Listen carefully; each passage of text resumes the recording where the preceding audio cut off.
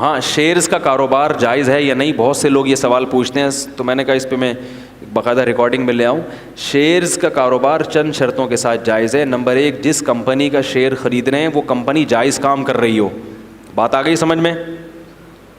شراب کی کمپنی کے شیئرز حرام ہیں, ٹھیک ہے نا, بینکوں کے شیئرز حرام ہیں, تو جائز کام ہو, جائز پروڈکٹ ہو. دوسری بات یہ کہ کمپنی وجود میں آ چکی ہو, یعنی اس کے ایسٹس وجود میں آ چکے ہوں, لکوڈ فارم میں اس کے اثاثے نہ ہوں. کمپنی جب وجود میں آتی ہے تو صرف پیسہ ہی ہوتا ہے, لکوڈ فارم میں وہ یعنی گھوم رہا ہوتا ہے, ابھی ایسٹس نہیں ہوتے اس کے پاس. تو اگر لکوڈ فارم میں ہے تو پھر آپ شیئر خرید تو سکتے ہیں مگر پروفٹ کے ساتھ بیچ نہیں سکتے, اس کی فیس ویلیو پہ بیچنا پڑے گا. جتنے کا شیئر ہے اسی قیمت پہ بیچ سکتے ہیں, اس سے زیادہ نہیں, کیونکہ اس شیئر کے پیچھے پیسہ ہے اور پیسے پہ آپ پیسہ نہیں کما سکتے. 1 لاکھ کے شیئر ہیں تو 1 لاکھ ہی لے سکتے ہو اس پہ آپ, ایک بھی, کیونکہ اس کے پیچھے ایسٹس نہیں ہے نا, پیسہ ہے نا اس کے پیچھے. تو پیسے تو وہ تو ایک رسید ہو گئی شیئرز کے, اتنے پیسے آپ کے کمپنی میں آپ کے ہو گئے, تو اس پہ آپ پیسہ نہیں کما سکتے, اتنے ہی پہ ہی دے سکتے ہیں, اس سے زیادہ, اس سے کم پہ بھی نہیں, اس سے زیادہ پہ بھی نہیں. اس کو اصطلاح میں کہتے ہیں فیس ویلیو پہ بیچ سکتے ہیں. تیسری شرط یہ ہے کہ کیونکہ جو کمپنیاں جن کے آپ شیئر خریدتے ہیں وہ بینکوں سے سودی قرضے بھی لیتی ہیں, جو کہ لینا جائز نہیں ہے. تو آپ کو اگر کبھی موقع ملے تو آپ جو اینول میٹنگ ہوتی ہے کمپنی کی, اس میں آپ کے لیے آواز اٹھانا فرض ہے کہ یہ کمپنی جو سودی قرضہ لے رہی ہے میں اس پہ دل سے خوش, بولو بھائی, نہیں. یا بینک کو کمپنیاں پیسے دے کے سود بھی لیتی ہیں جو ان کی انکم کا, بولو بھائی, حصہ ہوتا ہے. زیادہ تر تو یہ ہوتا ہے کہ کمپنی جہاں کاروبار میں پیسہ گھماتی ہے نا, وہاں کمپنی بینکوں میں رکھ کے سود بھی لیتی ہیں, تو وہ بھی آپ کے پروفٹ میں شامل ہو جاتا ہے. تو کبھی کسی میٹنگ میں آواز اٹھانے کا موقع ملے تو یہ اٹھایا جائے کہ ہم بینک میں پیسہ رکھ کے سود لینے کو جائز نہیں سمجھتے, کیونکہ آپ بھی شیئر خریدتے اس کمپنی کے شریک ہو جاتے ہیں. بات آ رہی ہے سمجھ میں؟ تو اگر آپ کو یہ موقع ملتا ہے تو یہ, اگر نہیں ملتا تو پھر معاف ہے.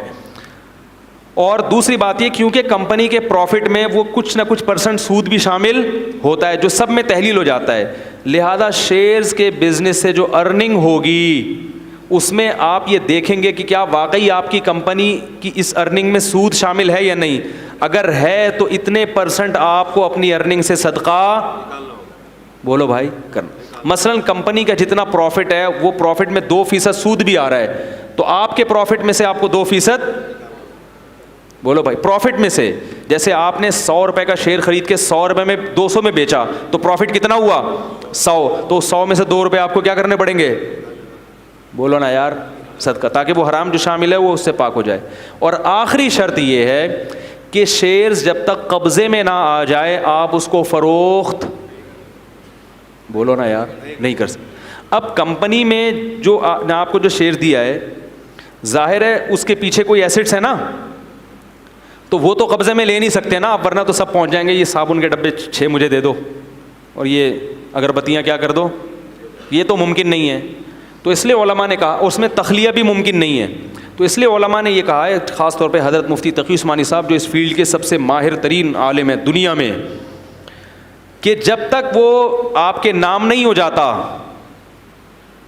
شیئر, یعنی کمپنی آپ کے نام رجسٹرڈ نہیں کر دیتی, اس وقت تک آگے اس کو بیچنا جائز, بولو بھائی, نہیں ہے, چاہے وہ آپ کے رسک میں داخل ہو گیا ہو.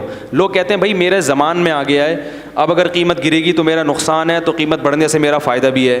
تو اتنا کافی نہیں ہے, کیونکہ وہ قبضے کے بغیر زمان کو شریعت معتبر نہیں مانتی. تو قبضے میں آنا وہ کیسے ہوگا کہ وہ آپ کے نام کیا ہو جائے, اور اس میں کم از کم 24 گھنٹے میری معلومات کے مطابق لگتے ہیں. ہو سکتا ہے یہ ٹائم چینج ہو جائے یا ہو چکا ہو, لیکن جب تک میں نے جو ٹوٹی پھوٹی تحقیق کی تھی اس کے مطابق کم از کم اس عمل میں 24 گھنٹے, بولو بھائی, لگتے ہیں. تو جب آپ کے نام رجسٹرڈ ہو گیا پھر آپ اس کو نفع پہ بھی بیچ سکتے ہیں اور نقصان پہ بھی بیچ سکتے ہیں. ورنہ جو کچھ ہو رہا ہے جو فارورڈ سیل اور فیوچر سیل کے نام پہ, وہ سب سٹا ہے, وہ سب کیا ہے, فیوچر سیل اور فارورڈ سیل مستقبل کی بیع ہو رہی ہوتی ہے. جو بروکر ایجنٹ ہے نا وہ ڈرامے کر رہے ہوتے ہیں, ہوتا کچھ بھی نہیں, کچھ بھی نہیں رہا, بس وہ فیوچر میں دیکھتے ہیں کہ اگر وہ قیمت بڑھ گئی تو تم اتنے پیسے دو, قیمت گر گئی تو اتنے پیسے مجھ سے لے لو. یہ جائز بولو نا یار, نہیں ہے. رسول اللہ صلی اللہ علیہ وسلم کی صحیح حدیث ہے, لا تبع ما لیس عندک, جو چیز تمہارے قبضے میں نہیں آئی ہے تم اس کو بیچ نہیں سکتے.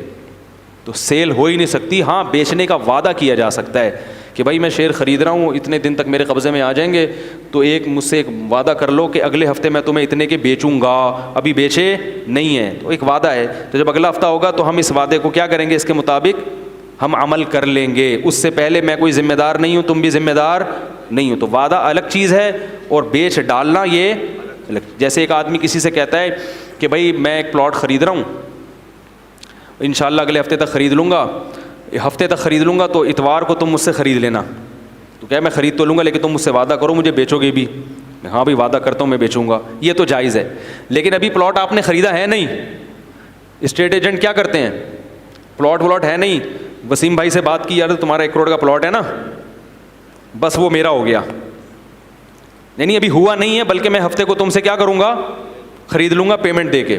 اور ادھر ستار بھائی سے وعدہ کر لیا کہ وہ میں نے تمہیں بیچ دیا, حالانکہ ابھی خود خریدا نہیں ہے, خود آپ کے رسک میں زمان میں داخل نہیں ہوا. اب ستار بھائی نے آپ سے 1 کروڑ 50 لاکھ کا خرید لیا, آپ کے 50 لاکھ کیا ہو گیا, پروفٹ. اب کیا ہوا کہ ہفتے کے دن اس پلاٹ کی قیمت گر گئی. آئی بات سمجھ میں. اب آپ نے چونکہ خریدا تو تھا نہیں, وعدہ کیا تھا نا, تو آپ کہہ رہے ہیں بھائی میں نہیں خرید رہا, میں نہیں خرید رہا, اور ادھر 1 کروڑ آپ نے ستار بھائی کو واپس کر دیے. تو یہ ڈرامے ہو رہے ہیں. تو جب تک آپ کے پاس پلاٹ پہ قبضہ ضروری نہیں ہے بیچنے کے لیے, یہ یاد رکھو. آپ کے رسک میں آنا, زمان میں آنا ضروری ہے کہ نقصان ہو تو آپ کا نقصان کہلائے.